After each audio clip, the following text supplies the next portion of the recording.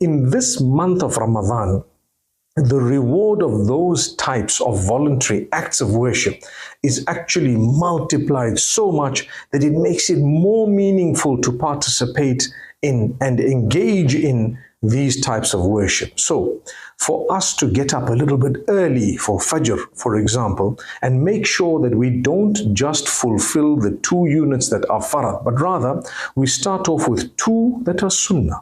Sunnah means the Prophet, peace be upon him, did it, he taught it. One would not be sinful to leave it out, but one would achieve such a great reward to fulfill that particular sunnah of Fajr that the Prophet Muhammad, peace be upon him, says, Rak'ata al-Fajri khayrum min ad-dunya wa ma fiha.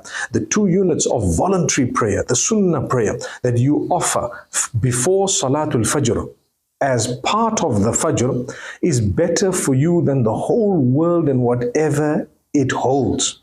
So that's an amazing reward. Now, if we were to take a look at Dhuhr as well, once you're done with your prayer, don't just disperse. Rather, if you'd like to go home, if you're in the masjid, yes, it is recommended to fulfill all your prayers besides that which is compulsory at home. So the Prophet, peace be upon him, has said that it is best to fulfill your prayers besides that which is compulsory at home.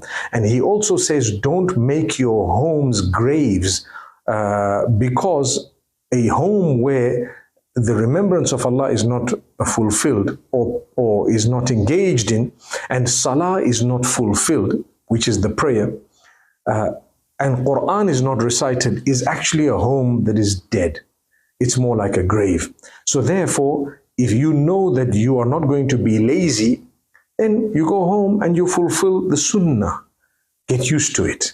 The same applies to Salatul Maghrib, for example, Salatul Isha, for example, and so many other units of prayer that are not compulsory, but you will get a reward for them.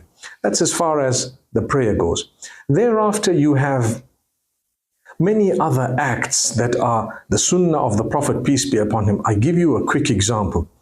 When we remember Allah, and that remembrance of Allah in terms of your dhikr after every prayer is a sunnah, but the reward is so huge.